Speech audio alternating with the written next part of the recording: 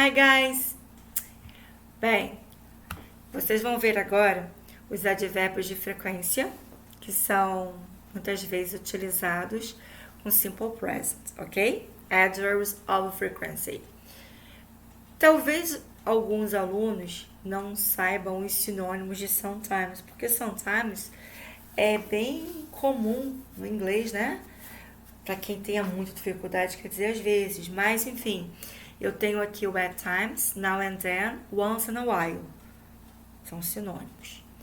O seldom, cujo sinônimo é o hardly ever, ele quer dizer o que? Raramente, dificilmente, rarely, também é outro, né, que é um cognato. Tenho embaixo usually, que é normalmente, never, often, always, almost always, quase sempre, almost never, quase nunca. Bem, o que acontece? Quando você for utilizar um advérbio de frequência em relação à tua rotina, seja de comer, de sair, sabe? Por exemplo, eu sempre vou ao cinema, isso aí é uma rotina minha. I always go to the movies. Eu nunca tomo certo refrigerante. Quem, de repente, tem o hábito de raramente comer certos tipos de alimentos ou raramente irem a certos shoppings, você vai usar o advérbio, né? Então, eu coloquei uns exemplos aqui, ó. O advérbio ele vai ficar antes do verbo principal, por exemplo. I seldom eat shrimp. E é verdade mesmo, eu raramente como camarão. Sou chegada a camarão. Eu como, é até gostoso, mas cada um com a sua, né, preferência. Né? Eu posso colocar hardly ever? Posso. Há pessoas que amam camarão, né? Então normalmente comem, sempre comem. Tem gente que ama refrigerante, então vai usar o que? I always drink soda. O meu caso seria mate. Eu mesma faço mate, então eu diria assim, I always make mate. Qual a ideia que tá aí? Eu sempre faço, acabou meu mate, fica subentendido que na minha geladeira sempre tem a mate fresco, né? É aquele que faz com de ervas. Eu não gosto desse mate comprado, né? Industrializado. Bem, aí eu coloquei um outro exemplo. She always goes to the movies, né? Teve um quadro que eu expliquei onde você usa a terceira pessoa de singular quando o verbo termina com o, um dos exemplos. Então vai ter um ES, vai ter esse acréscimo. Não quer dizer que isso aí não tem nada a ver com plural, mas é a flexão do verbo. Tá? Então cuidado com isso. Bem, eu coloquei aí 3 exemplos diferentes do sometimes, do seu uso. Por exemplo, antes do sujeito, ele vai dar ênfase. Sabe aquela coisa assim, aquele mimo que a tua avó faz pra você? Geralmente a avó mima muito o neto, né?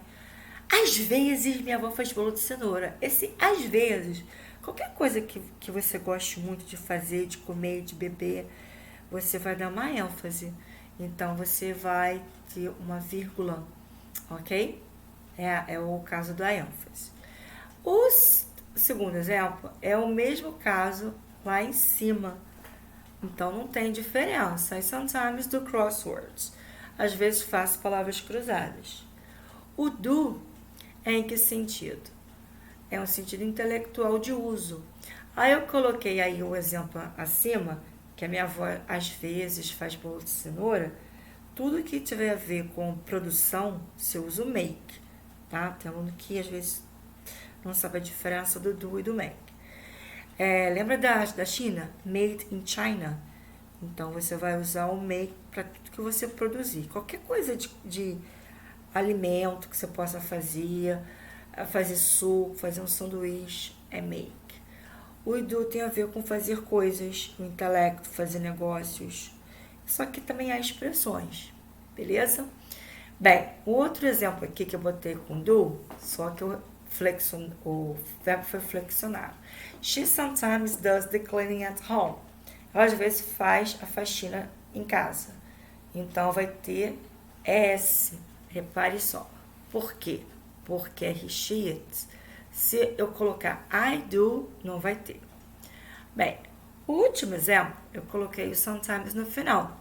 Sabe quando você não liga muito para certas coisas e você, quando faz certas coisas, ou que você come, ou para algum lugar que você possa ir, que você vá, e que você faz, mas não tem muita importância assim, sabe? Aí você não vai ter entonação. Lembra que eu falei do caso da avó que faz bolo de cenoura? Joguei uma entonação. Aqui é o contrário. Então, por exemplo, eu não ligo muito para massa. Então, eu posso dizer o quê? I eat pasta sometimes. É como se o advérbio tivesse quase que sumindo da sua boca. É sem ênfase. Então, eu como massa, às vezes. Então, esse às vezes meio que some. Neste caso, ele vai ser usado no final da frase ou pode ser substituído pelo now and then.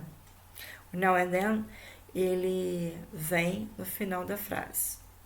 Bem, fechamos o ciclo aqui do Simple Present e espero que eu tenha contribuído para o seu conhecimento.